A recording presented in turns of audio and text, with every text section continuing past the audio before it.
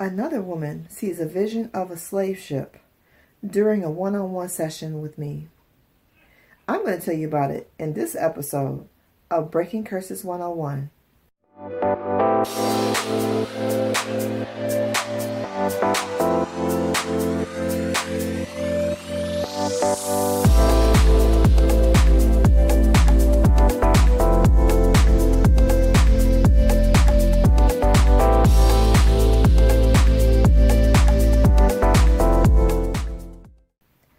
Hi, I am Joy Wilburn, and I've been doing this for a little while now.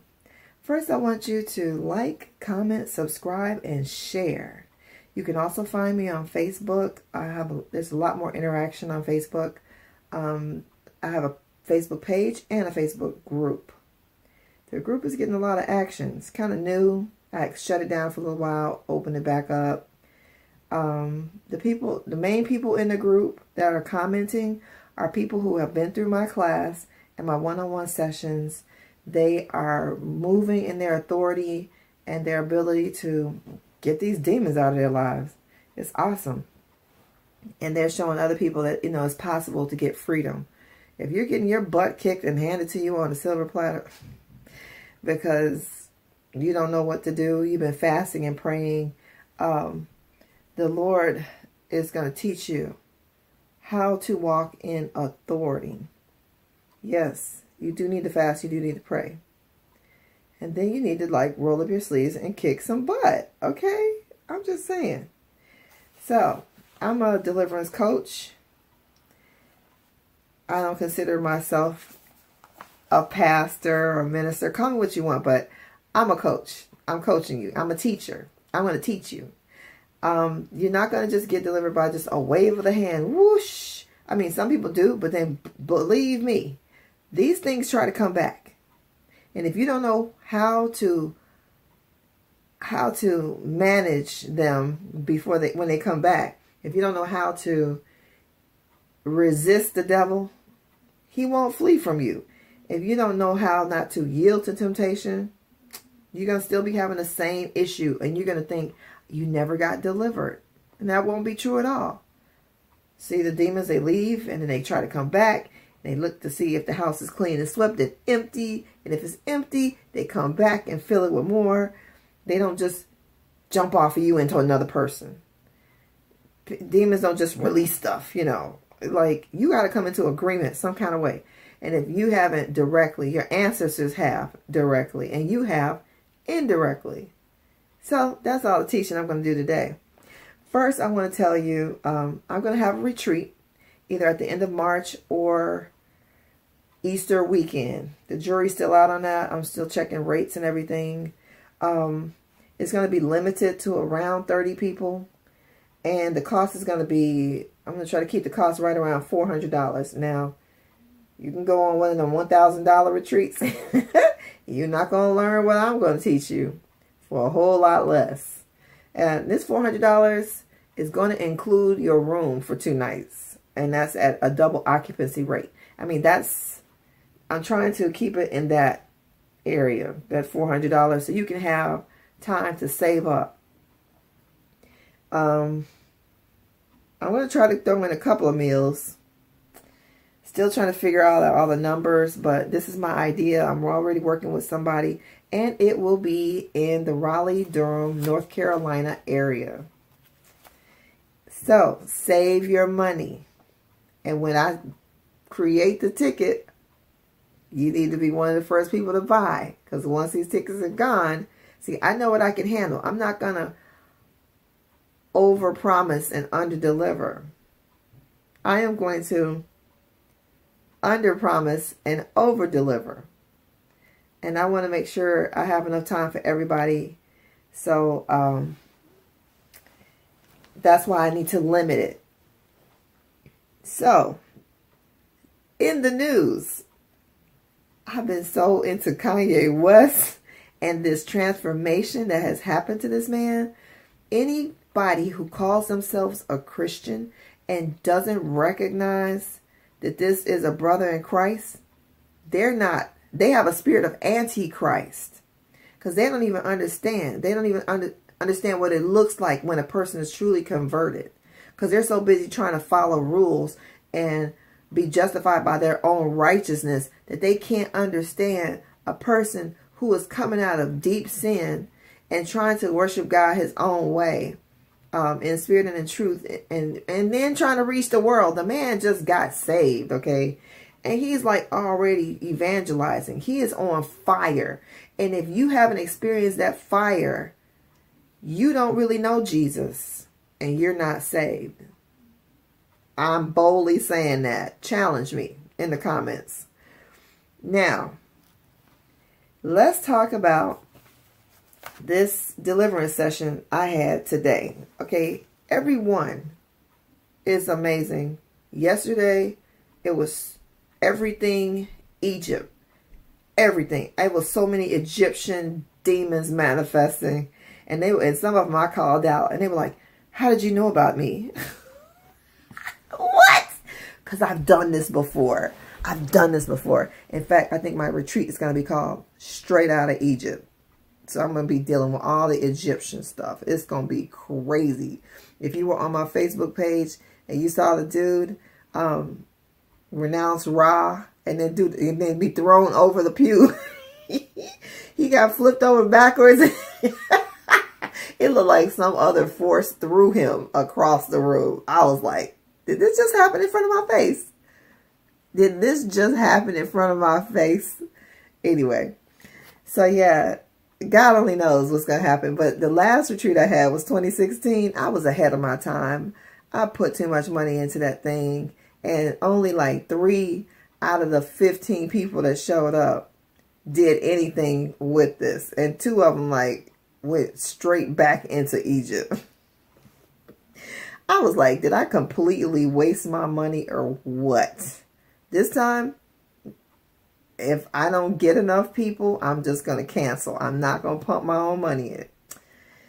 So let's get back to this deliverance session I had today, which I thought yesterday was crazy. Today just blew my mind and I have to talk about it. So this woman came to me because she started drinking Starbucks and her husband left. In that order. Like, it's something about that Starbucks. It's something in the Starbucks. It's an opening to the marine kingdom. Kind of like alcohol, right? Liquor. That is a marine kingdom drink. You know, like pirates, liquor, all that stuff. All right, so this woman said she went through the Spirit Spouse Deliverance Program, but she couldn't see anything. And see, the thing is, like, people don't recognize that they're actually seeing because they're second guessing themselves. Or they go through the class, nothing happens, and then they go to sleep and they're having all these crazy dreams. It's because of the class. The class has removed hiding places, open doors, so these things are no longer hiding. So she did say, you know, I did happen to see a woman, a fish, flying in the air, so with fiery red hair. It was something. She was seeing all kind of crazy stuff and didn't recognize that it was the marine kingdom. And see, the Spirit Spouse Deliverance Program is all about getting rid of the marine kingdom. So this program is so powerful. It's so powerful because it's not just a prayer. See, people are looking for a prayer to get delivered. I don't know. I'm thinking it's more like they're thinking witchcraft, where you have the magic prayer. What is the magic prayer to break this curse? It's not magic. Jesus said, behold, I give you power over serpents and scorpions and over all the power of the enemy. He put Adam and Eve in the garden and he said, take dominion over the fish of the sea, the fowl of the air, and everything that creeps on the earth. Take dominion. Be fruitful and multiply. Okay? But take dominion. Jeepers, creepers. What did I do to myself? Okay, so if you don't know how to take dominion, I don't care what kind of prayer I pray over you. These things are going to come back and kick your butt. So if you're not getting teaching along with your deliverance, you're wasting your time. And that is why I ask that you give a donation, a suggested donation. because I'm a teacher and a coach. I'm in it with you. I'm not just going to wave my magic hand and your whole life is going to get better. But it's okay. I also offer refunds, you know, money back guarantees. If you don't like what you got, I'll give you your money back. So I'm going to post the class in the link below. Now, let me tell you about this session. It was crazy. It was crazy. So she went from, I can't see anything. There's a blockage there. There's a blockage there. I don't know what's going on with me. There's a blockage. And then I prayed that the veils will be removed from her eyes. And then she starts seeing a woman, a vision of a white lady with blonde hair in a long green dress, a ballroom dress. She was extremely seductive with her with the back out. And she's like, she could see it, like the woman was right in front of her. Okay, I can't remember exactly what I did besides just pray that everything will come off her eyes. But I did. Oh, that wasn't even it. First, we had to deal with a miscarriage. It was a miscarriage. Or like a forced abortion because it was a tubal pregnancy. So we had to dedicate her baby. She gave the baby a name, Santisha. And she saw it was a baby girl. And the baby girl liked to jump rope in heaven. And if she came to earth, she would have been a nurse. That was when the woman started being able to see. I was like, okay, I think your eyes are open. But before she just couldn't really see. And she felt like it was a blockage there. Then she told me about a dream. Okay, so at that point, after we dedicated the baby, I heard about the dream. That's when I was like, okay, remove the scales, remove the veils, you know, under the authority that Jesus gave me. I started doing that for her. And then she was like, wait a minute. I see a body of water. I see a waterfall. I see a body of water. And then she saw a mermaid named Lucinda. No lie, not lying. She saw her husband, and he had a lot of hands holding him. Now she's trying to get him to come back home. The man, like, checked out. After 10 years of marriage, poof, doesn't want to be married anymore. He's like, peace out, I'm out. Doesn't want to be married anymore. Out of the clear blue sky. After she drank that Starbucks, though. So when I was praying, she saw like a lot of hands on him, and then she saw him wearing like a captain's jacket with the yellow shoulder pads and tassels, and these people, they were holding him, not wanting to let go. Then she saw this thing flying in the air with fiery red hair, and it had a fish tail. She was like, whoa, what am I seeing? So then the vision gets even clearer. She was like, wait a minute, I see a ship. And there's people on it. I said, are they slaves? She was like, yeah, they're slaves. And then she sees a muscular man with a white shirt, black boots, tying up the boat. The boat is docking. He's a black man, and he works on the boat. He works for the captain, who's white. They're bringing these slaves, these captured people, to be sold to the Americas. This black man is named Mackay. Mackay, she heard Mackay saying, you know, I'm sorry. I didn't want to do this. I'm like, what was he doing? She saw him dousing the boat with gasoline with the slaves on the boat and setting the boat on fire. I was like, what? Is he the relative? No. Because she is carrying the soul fragment of trauma. The trauma was encoded in her DNA from the year 1764. She saw the year it happened. The black man was her ancestor. He was a slave that was forced to burned the boat. It was the white man that was her ancestor. And you know, they raped a lot of women. The slave masters, you know, the slave masters, slave drivers, slave traders, they raped a lot of women. They raped a lot of children. Girls, boys, you know, husbands, wives. It was a lot of rape. So for her to have this white slave master ancestor is completely probable. So she sees this black man named Mackay betray his ancestors, betray his people by burning the ship. But it was not his idea. She saw that, I forget who Janaea is. Janaea? Was that his wife? I can't remember. I cannot even remember. But the people were too sickly and they were no good. By the time the slaves came to the shore, they were too sickly to sell. So this slave trader had this man set the boat on fire. Now, I was reminded of a movie that talked about how the slave ships were insured. So if your slave ship sank, you would get money for it. So these idiots were putting these people on the boat in horrible conditions.